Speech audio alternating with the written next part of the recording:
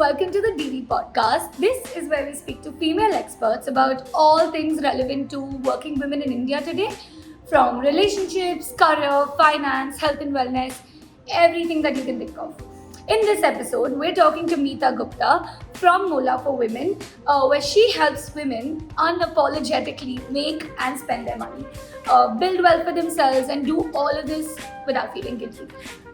Let's dive in. So, to start with, Meeta, I started research on your profile, and there was something that caught my eye, and I have to ask you this.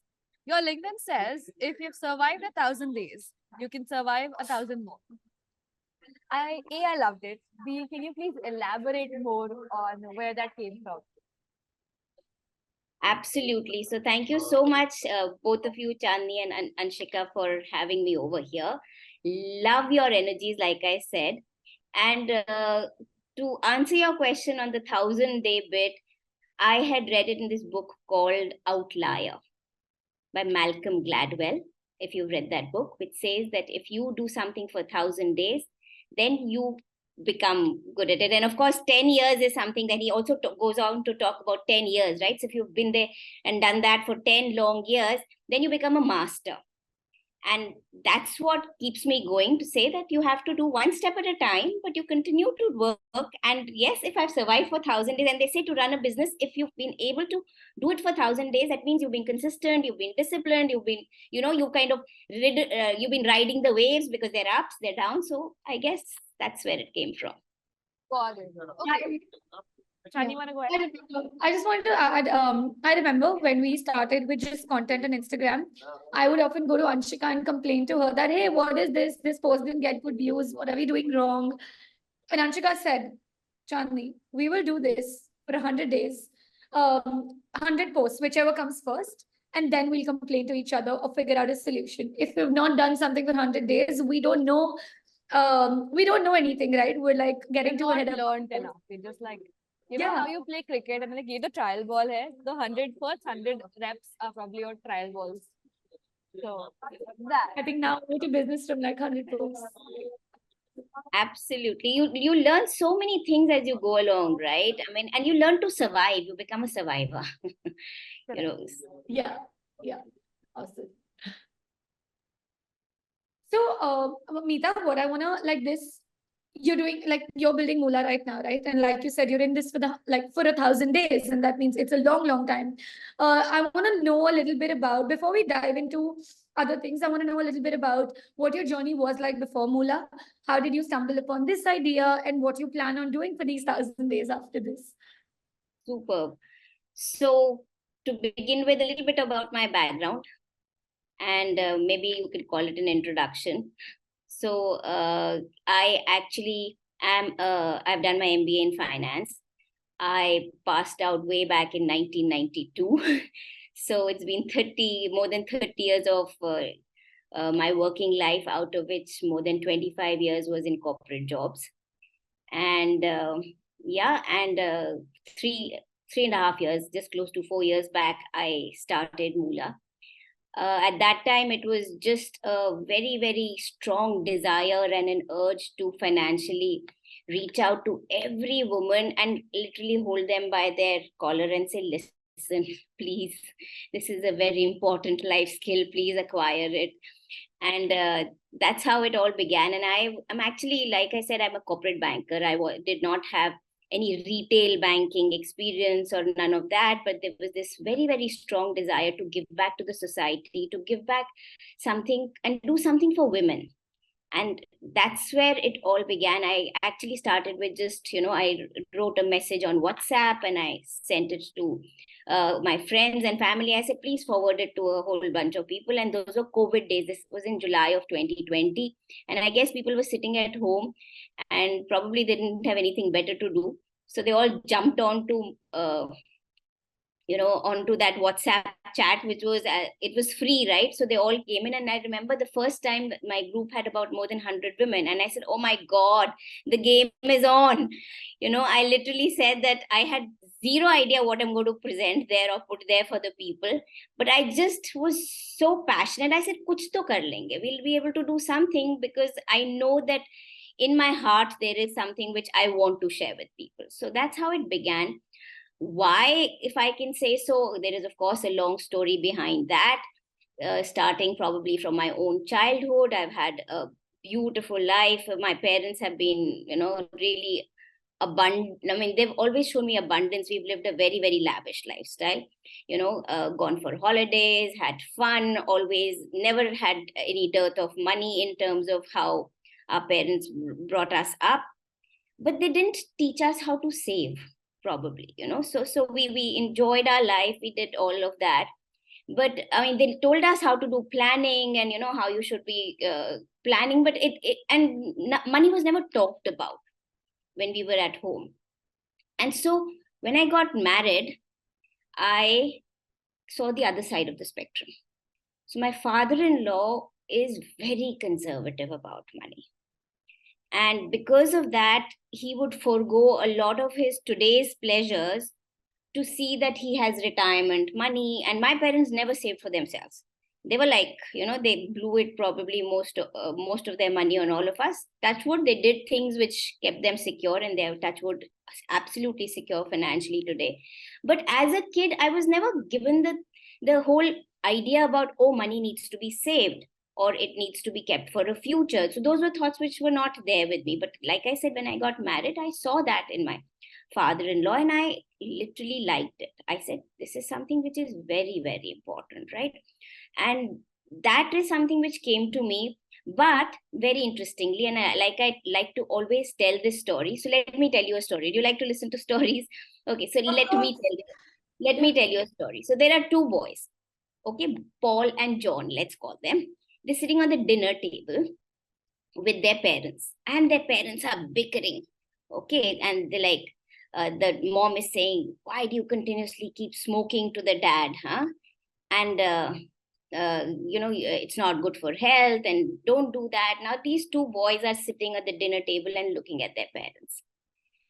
Paul thinks that, oh my God, it's so machos to smoke. It's like he's seen these Hollywood movies. He's seen people smoking cigars and cigarettes, and he says, and he likes to copy his dad. And he says, oh my God, I'm going to know how to smoke when I, become big. And the other kid, John, he says, I think the name was John, I've forgotten. Anyway, so yeah, it was.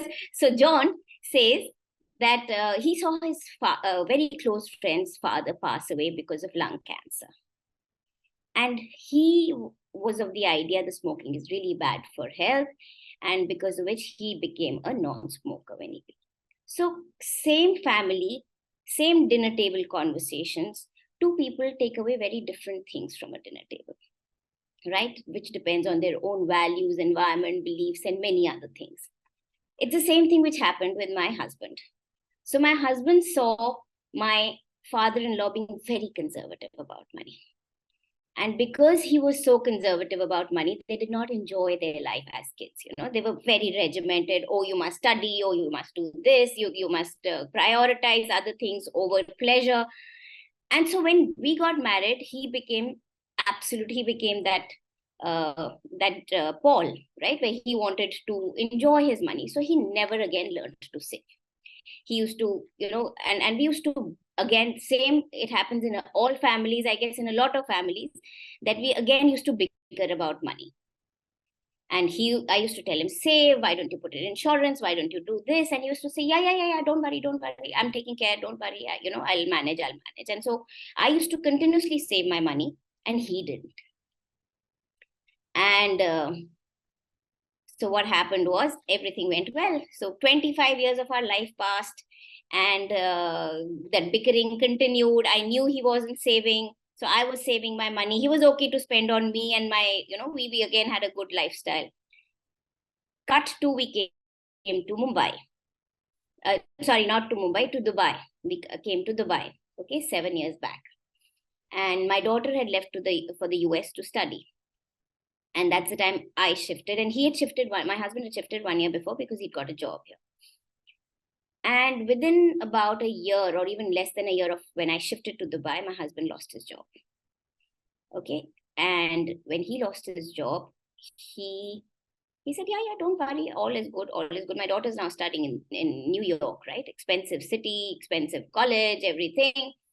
And to cut the story short, a little while later, he tells me, Meeta, I have taken a huge loan. I don't have any money in my bank account. I don't have a job. I have a huge loan. I cannot pay my daughter's, tuition fees or her residential fees or any of those kind of things. And so please save me. And at that time, because I had all my savings and, everything in place, we were able to come out of that financial situation with this firm, promise from my husband saying that I'm going to manage the finances from now. And from there on, we've literally thrived because he's got aligned.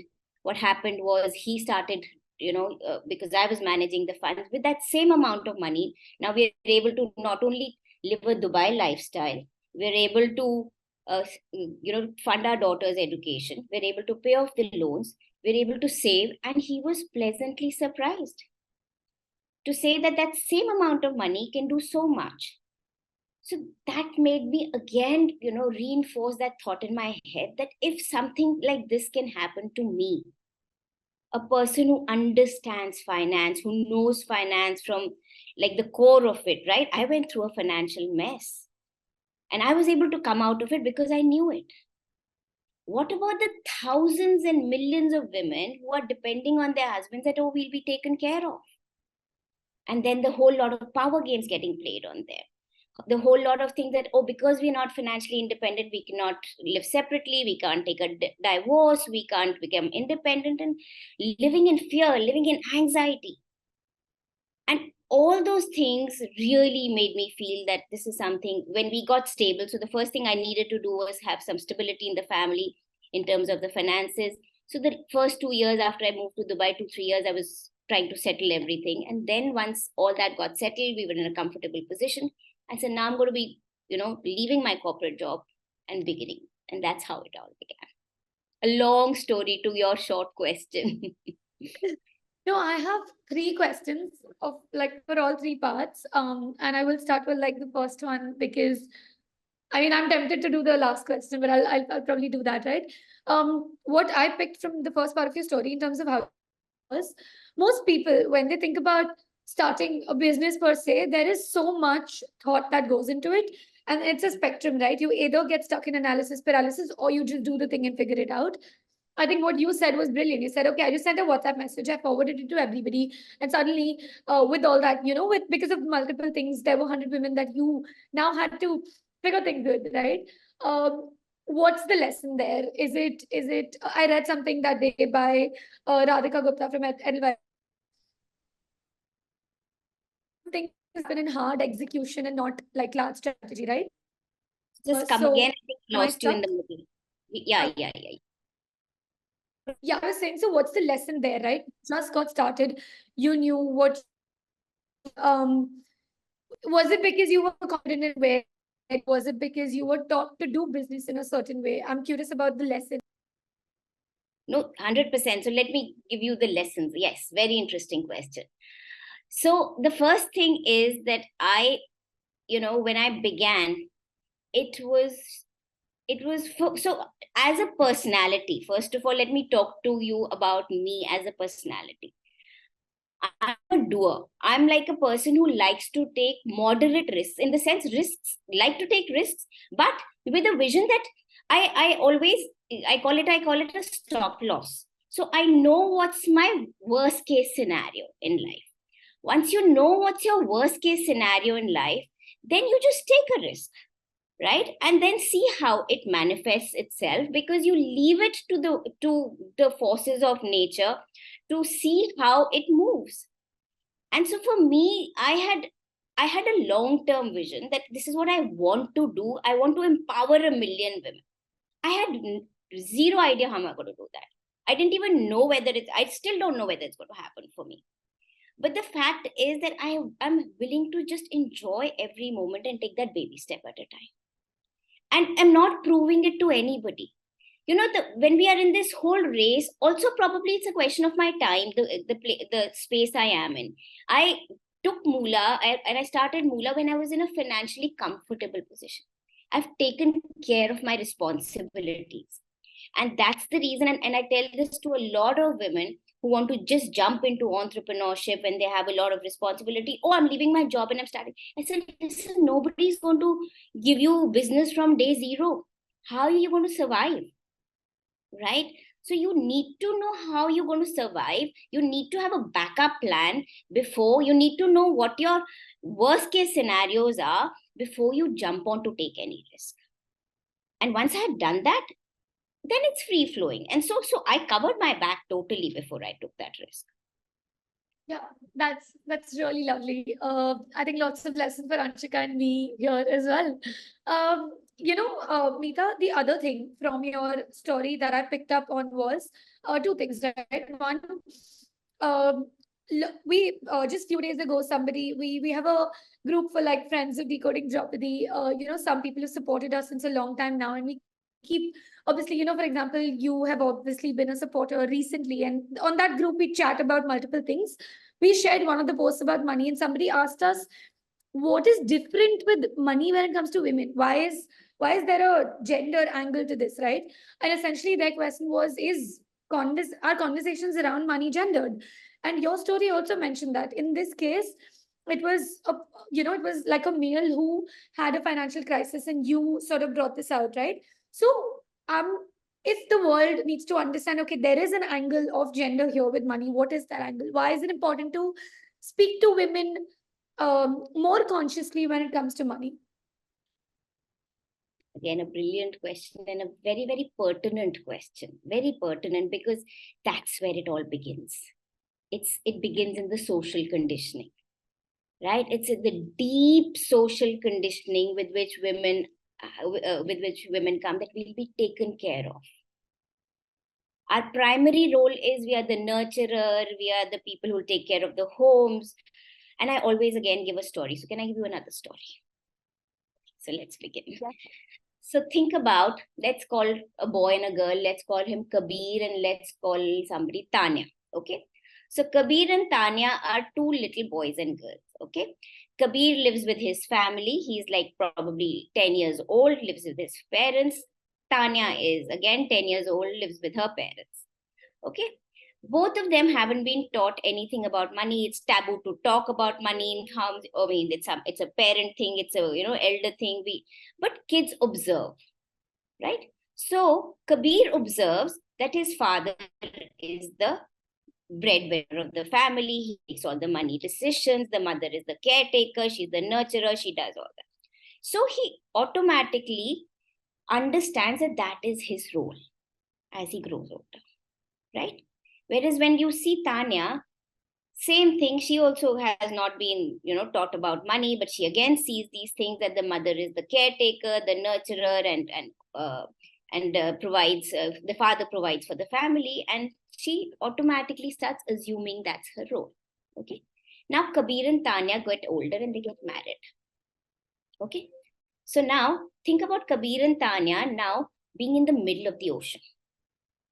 Okay, now they're right in the middle of the ocean and they don't know how to swim.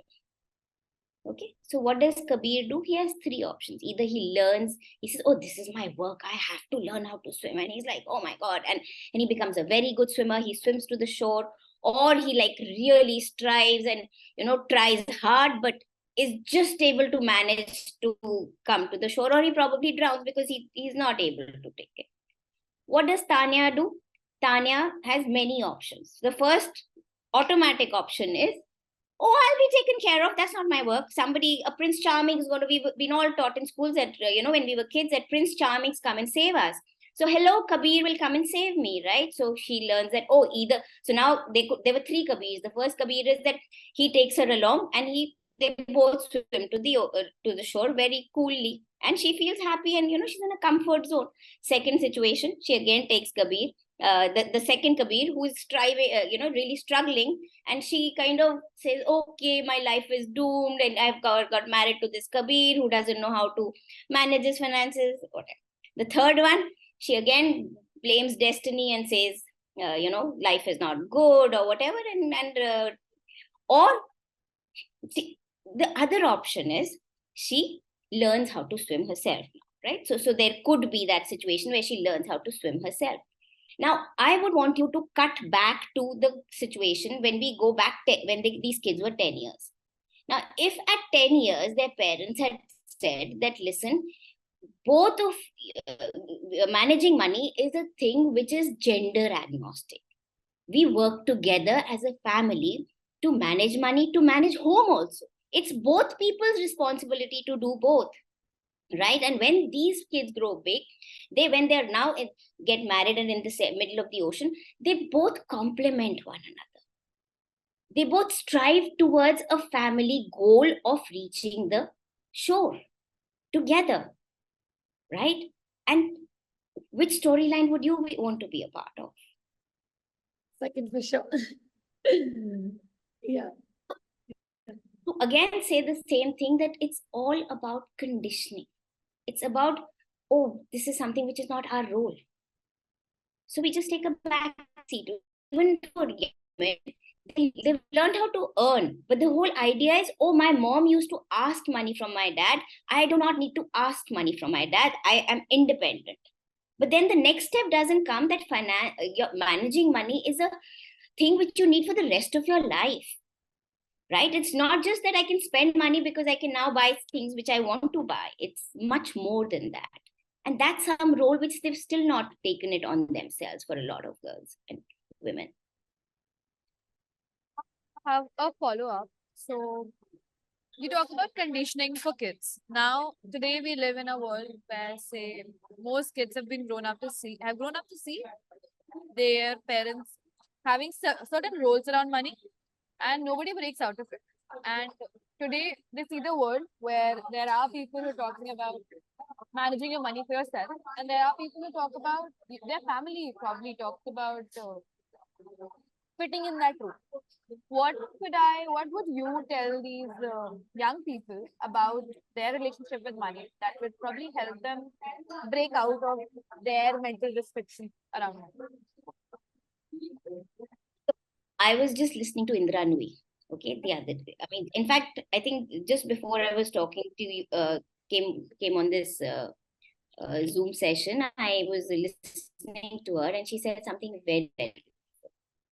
So she said that my parents told me that, and my father and my grandfather, she said that, don't put your hands out asking for money, okay, whether it's for your parents, from your parents or your husband or your in-laws, managing your home, or for whatever shopping you want to do. The dowry that we are giving is your education.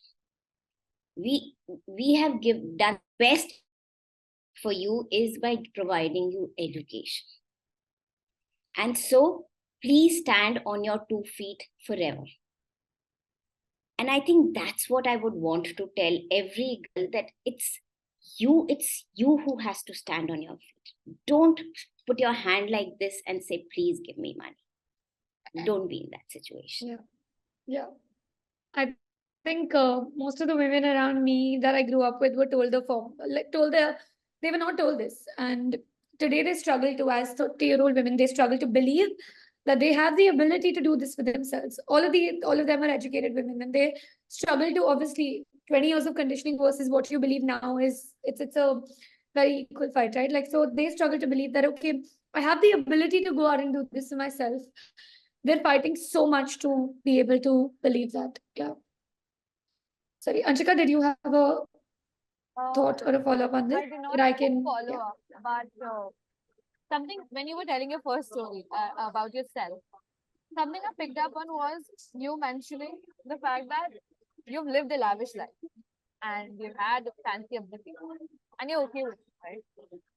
From what I've seen, most people, and myself included, this is my personal experience, I come from a very comfortable family, and had a very nice life. But today, I'd probably not be the most confident going out in the world and saying that, hey, I come from money. Because on some part, having money is an evil thing, or it's something that, I don't know, like the sources of money are either not nice, or you'd probably be judged for the fact that, oh, you have money, so you might be a certain way. And to break out of that system, because in my family also, like you mentioned, we do not talk about money. We know we have some and we are comfortable, but you don't need to know beyond that. To break out of this mold, to be able to confidently go ahead and say, yes, I come from money, I care to have more, and I'm working for it, is a big deal. What would you tell somebody who's trying to get out of this space? So, amazing question. Two things I'd like to say on that. The first one is mindset, right? The first thing is that if you have an abundance mindset with your money, you learn to thrive with your money. You don't have all these negative stories around money, that money is evil, money brings bad, money is needed only for a rainy day, money needs to be taken care of. Oh, there's always, that's all a scarcity mindset. And when we live with a scarcity mindset, the even our internal, the hormones that get secreted, the chemicals which come in our body are all with fear, anxiety, and all the negative things associated with money. But when we live and talk and have a growth mindset, a mindset of abundance, a mindset of positive energy, something that, be aspirational, enjoy your money. Money is meant to be enjoyed. It's just a commodity.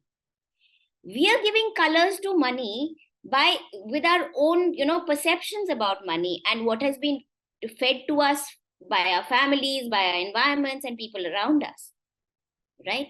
So I think what is very, very important is to change your relationship with money, and always think of money as happy money. Have a feeling of gratitude, have a feeling of abundance. When you give money somebody, and this guy, there's this there's this book called Happy Money. I think you would have heard of it, where he says every time you do arigato, that means thank you. Every time you give somebody money, say thank you for giving me that service, and give it with a positive feeling. At the same time, when you receive it, again have that feeling of gratitude with abundance. And I think once we do that, and it's okay to spend money, don't feel guilty in spending money. At the same time, I always again say save first, spend later. It's my motto, SFSL. Save first, spend later. Once you've saved that amount, the rest is all for you to spend. Enjoy it. Right? So don't feel guilty or start feeling that money is something negative. Anshika, does that answer your question? I love that. I love the advice of happy money, thinking of money as a positive thing. I will definitely do that, and I hope if someone is listening it, I hope you do that. To find life. Okay. Can you hear me now? Is this better? We can hear you now. Yeah. I had a follow-up of sorts also, and this was the mindset thing we were talking about on LinkedIn also, right? Meeta, you commented that there is this knowledge gap. I wanted you to elaborate on that, right? What is this knowledge gap? Why does this exist between men and women? And that one part is knowledge gap, right? Second is, if men and women were given the equal amounts of information about this, would there be a difference? Would we see a difference in how they react, how they behave? I'm curious about that. Yes, interesting question. So the first thing I would like to say here is the deep social conditioning that we have is something which is going to take a while to go. Okay, it's not hundreds and thousands of years, it's millions of years, because women have always been nurturers and protectors, right? In every, not only in the human race, but even in the animal kingdom, the lion goes and hunts for the whatever the food or whatever it is, right? So it's, the women are nurturers, they are that, it's right. And if men were doing their job, then women could do their job, right? But the fact is, men are not probably doing their job, and that's why women need to get into it. And we say now, let's both do it, right? So we say that, let's not say that, this is my role and that is your role. So I think that whole gender bias is very, very deep seated, and that's why men are very open to to so they like I say, their window is open. When your window is open, you let light enter. The light will enter if the window is open, right? But if the window is shut, how will light enter? So when we ourselves shut our windows, "Oh, it's not for me, I can't do it, it's very difficult, it's something which you don't want to break the power games in your homes, because you'll feel that the family will start, there'll be a little bit of dissonance in the family, because if I start talking about money in the family, let sleeping dogs lie." When all those things are there in your home and in your mindset, you don't open yourself, or you're in a very comfort zone. You're that ostrich who likes to say that, "Oh, when my head is under the sand, all is well," right? So I think a lot of women live in those kind of thought processes, and until you want to open that window for yourself and let light enter, light will not enter. What do you tell these women? Like, for example, it's this thing, right? Until you want to help yourself, like the world can't help you. That's where it is, right? Um, and this, I didn't plan on talking about this, but I've always somewhere deep down believed that anybody who's settled for something, anybody who's said that, okay, no, I'm very happy being dependent, I trust my family, I trust my husband, they've not been shown the possibility or what they could achieve otherwise. And obviously there have been a lot of debates. They're like, no, this woman is happy, why are you questioning it? They do trust their family. But I have never been able to scrap away the fact that I believe they were only shown this much, and in that bubble they're happy, in that like world they're happy. But their potential is not that. It doesn't mean their potential is that. How do you, and it's hypothetical, right? How do you tell these women that it's a huge, like, that professional independence is still important? It doesn't mean that you don't trust your family, it doesn't mean that you don't trust your husband, but it is preparation, it is individuality. I don't know if that longish question made sense, but that's my thought. No, 100% it makes sense. My take on that, Chandni, is that you can't teach anybody to anybody anything unless they are ready to listen to you. Okay, so if they believe that they're happy in that situation, then they are. And that's why I say that a lot of people don't have a 30,000 feet view. They don't know what can happen in their life. They're seeing their life in that little cocoon because they're safe right now. They feel that, oh, life will continue to be good and safe. Right? On one side, you're saying, yes, thriving, that you could achieve crazy things out of your life, right? If you move out of that comfort zone. The second thing is that today you're in that comfort zone, but tomorrow you may not be, right? And that's not the time to learn. It's better to learn things when you are in shallow waters, right? Learn to swim in a swimming pool rather than get into the ocean and then say, okay, I have to now learn to swim, right? So most women would want to learn to swim when they've been through a rough patch, or when life has given you a bad deal. Then you say, oh my God, now I think I must do something for taking care of myself or doing something different. And that's why you see every person who's done something comes from a space where they've seen. I mean, probably it happens in life for everyone, right? That when you see, your learnings teach you how to take risks, your learnings teach you to probably even explore yourself, right? Otherwise you're in such a comfort zone that you feel it's not needed, why should I? There's no reason to look for anything. uh, who does Moolah speak to today then? Like, as a business, right? You must be speaking to women who have agreed and like walked that one step to say, okay, I do want to make a change. That change could mean anything. Either I learn more about this or I build the confidence to. Are you speaking to, as a business, are you speaking to women who have walked that step already to say, okay, I'm ready, give me all the information you can? Or are you also trying to speak to women who have probably not seen it yet, they are in that comfort zone, and you want to show them that, hey, comfort zones are great, but could you be prepared for life? Like, where are you as a business? And that's the biggest challenge which I have, Chandni. My I want to reach to every woman, okay? But over these 3.5 years, I have realized that you cannot, you can just take the horse to the water. You cannot make it drink. Okay, so the thing is that, and even if women have come to the water because for some reason there's this little bit of a window, this is open, oh, I need to drink, they won't act upon it unless they are really thirsty to act upon it. So that's the reason, from a business perspective, my frankly, Moolah caters to a girl who is 18 years to actually even younger, but okay, let's say from 18 years to 70 years, 80 years. I actually had a lady who was 80 years who joined my course because she just wanted to learn. She said, I'm in a comfortable state, but I just want to learn. There's so many things to learn. I always want to be in a learn mode. So she wanted to just learn. Yeah. Right. But from a perspective of business, I'm obviously looking at women who are professionals, who are young girls, who are who want to grow their money, who want to learn how to manage their money, who feel that, they don't know where to begin.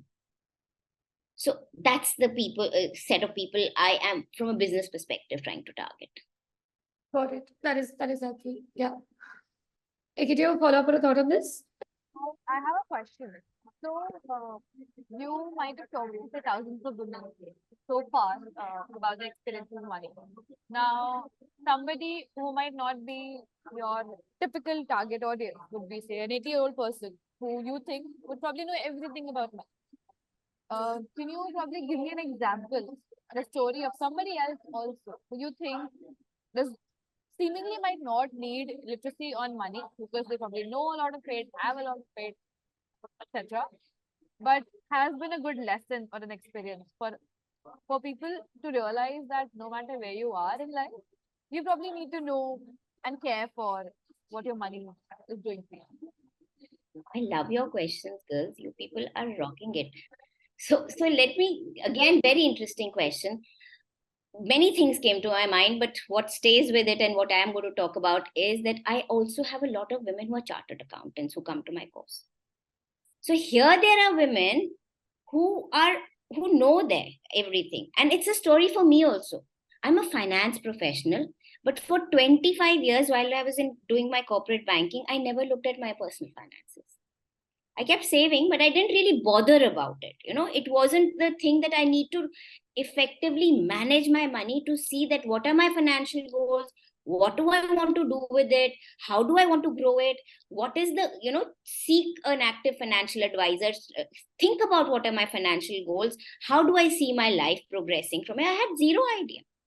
And that's what happens. We use all our time and energy for our business, for our work, for our for the company that we are working for, but we seldom have time for ourselves. And what are we wanting in this whole thing? We're just running a rat race, like just every day get up, go to office, come back, go the next day again, do that. And so when I ask these chartered accountant girls that why are you joining Moolah, you know everything, they say this, it's just a wake up call. Every day when we get a little ting of a message from you, it just makes us think that, oh, we need to do something for our money. We need to take care of our money. We need to start investing for our money. Right? So it's for different reasons that people join Moolah. Imagine these people know everything about what probably I'm going to tell them. But just that mindset change which happens because you've joined a program like that, and every day it's coming to you in a repetitive manner, it just helps you change your behavior. If you were to put up like a big signboard that has one reason why any woman should take a step towards like personal finance, what would that reason be? Like one reason. We all need money from the day we are born till the day we die. It's a life skill. Yeah. I love that. That's nice. That's beautiful. Anshika, we should make like a nice poster and like do something with that. Yeah. Yeah, we'll do that. Okay. I do not have more questions. Chandni, Same. Same. Meeta, what I probably we could like end with is are there some observations you've had in like all this time of speaking to young women? From these observations, if you were to leave, forget everybody, Anshika and me with something, right? And then this will go out in the world. So from your observations with talking to younger women, especially like 20-year-olds now, because they've probably grown up in conditioning. I also grew up in conditioning, but lesser than millennials. I know, right? So from those observations, what are some things you would leave us with to think about as individuals, as women who will have families and run a business? What would you tell us? Few things that come to your mind, no pressure at all. 100%. So thank you for asking that question. First of all, I think today's generation is awesome. You're smart, you're confident, you're intelligent, you're breaking the glass ceilings. You're so much in terms of every, I, what happens is at some point life takes on.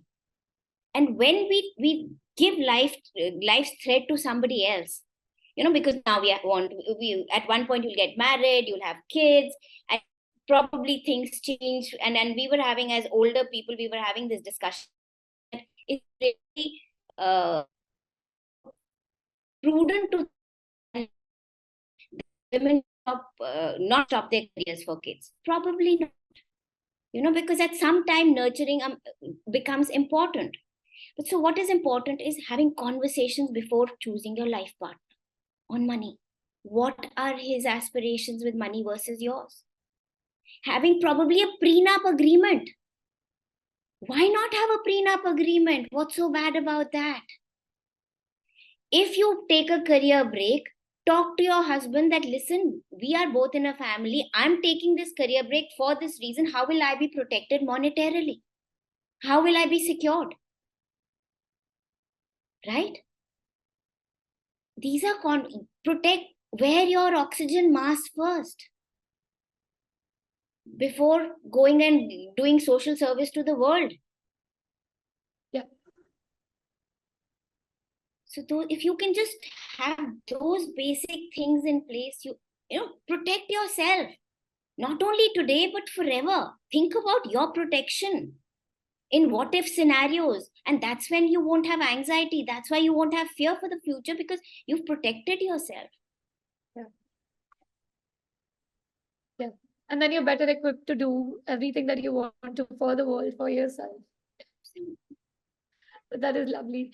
I think people are just afraid to talk about things out loud when it comes to things like prenup. Again, like so much negativity attached to that. If two independent people are getting together, deciding to spend their lives together, it should be a comfortable conversation rather than something scary, right? If that is the case, I think that is very powerful. Yeah. Yes. Thank you, Meeta. Was there something else you wanted to add, Anshika, Yeah. Meeta? Any? No, nothing from me, but I want to know if Meeta wants to tell us something. Yeah. I loved it. First of all, I must tell you that you girls rock it. I was so excited about coming for today's session that I don't think I've done that in a while. And I was like, oh my God, I'm meeting these rocking girls. So thank you so much for making this happen. And I hope you found it useful in some which when I was able to give some perspectives. Oh yeah, We did. so much food for thought. It's not funny, but Yeah. I think I learned a lot. Lots to go back home, think about, and So probably once you remember for life. once you cut this, then you talk to me about also how is this whole thing. Okay. Okay, We'll yeah. do that. So we'll like probably do like a thank you so much. We're super glad and we can't wait to do more of these. Superb. Likewise.